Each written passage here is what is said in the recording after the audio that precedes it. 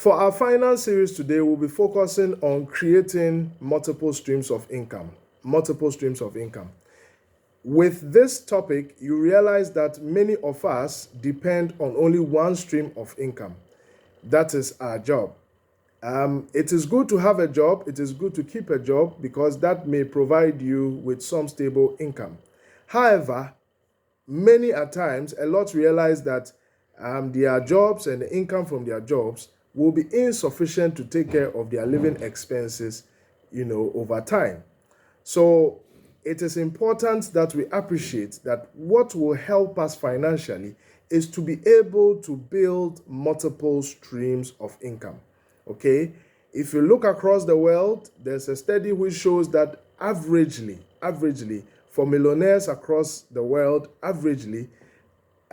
each millionaire owns at least 7 businesses or 7 streams of income, a minimum of 7 streams of income.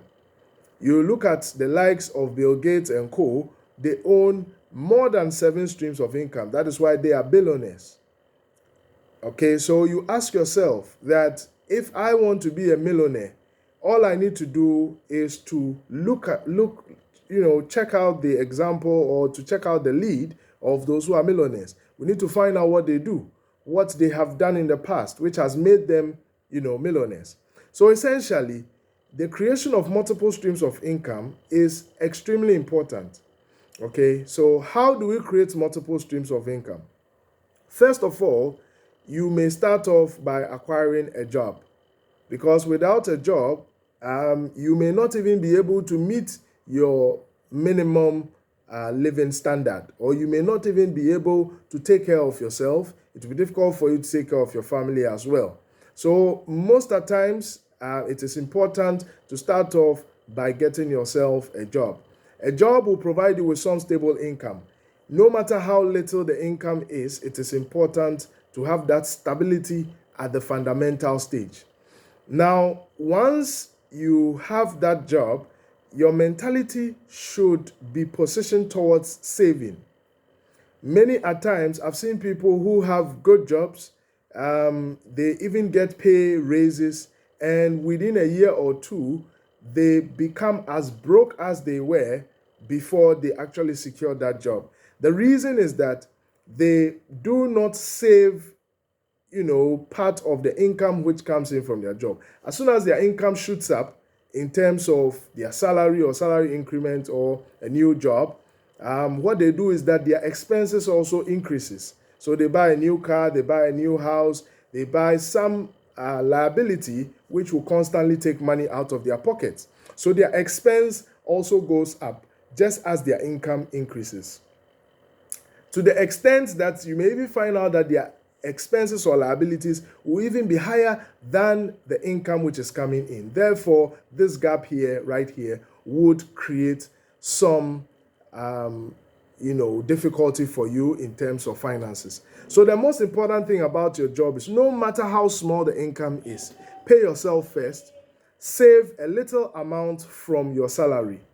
Okay, I personally like to use the 80-20 rule, where you should be able to save up minimum of 20% of your income, and then you use 80% for expenses. But normally I work with the reverse, where I save up 80% of my revenue and I spend only 20%. So basically the concept is that I am paying myself with the savings. And so if I spend, I am simply transferring the result of my hard work to somebody else. Okay, so why would I go through the trouble of working so hard and then transfer the money to somebody else? So essentially, what you need to do is that you get a job, make sure that you save a minimum of 20%. If you are disciplined enough, you could even increase that figure up until 80%. And then you spend what is left. Now, over time, a year or two, you would have accumulated some amount of money. And that leads us to step 2. This is where you begin your diversification of sources of income. Okay, this is where you begin to invest in some activity that will bring you income, or some business, some investment tool that will bring you income. Depending on your risk appetite, you may decide to go into investment tools like treasury bills, like bonds, like stocks, and so on, which would bring you income, but will not necessarily require so much of your time since you're already working. Okay, so treasury bills, bonds, stocks, and so on are good for an individual who is looking to start off his diversification or income diversification drive, or start off on the path of creating multiple streams of income. The third portion is that once you have convinced yourself that you are becoming good at this, you are enjoying the returns you are receiving from your job and probably one other business or one other investment, it is time to start owning businesses. It is time to start owning businesses, because nobody becomes a millionaire or a multi-millionaire or even a billionaire without having to own businesses. Your profession may give you so much income, but you will soon realize that there may be some global pandemic which nobody expected. You may lose your job. Your company, which you thought was very solid, all of a sudden has gone bust.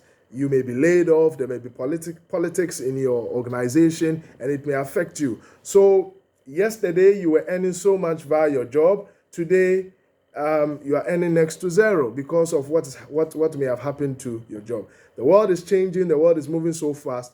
If you depend on only your job, no matter how much you are earning, you are setting yourself up for disaster. So you ensure that you have a good, well-paying job or a good job. You save up and start with some building an investment portfolio.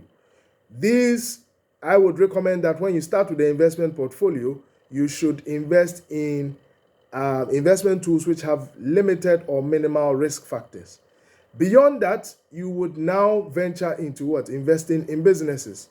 And with businesses, you start small. Do not put all of your life savings into one business. You start small.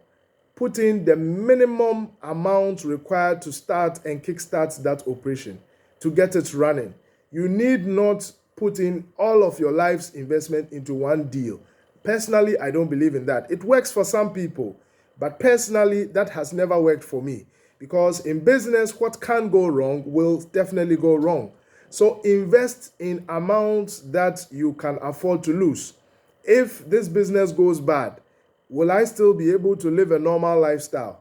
Okay, so first of all, look out for businesses which you can afford and accommodate in terms of your budget, in terms of your spend, in terms of capital provision. If you have access to capital markets and credits, you can fall on that. But even there, do not invest, over-invest at the beginning stages. Let the business grow organically from your initial investment so that you can plow back the profits. Okay, good. So as far as our lesson on multiple streams of income is concerned, first of all, get a job. Secondly, save up income and start investing in investment tools. You can go with safe securities like treasury bills, which everybody knows are one of the safest investment tools. But of course, your returns will be a little minimal or will be less than risky ventures. Then the third would also be for you to start owning businesses. Okay, look out for business opportunities, capitalize on those business opportunities, and then you can grow from there.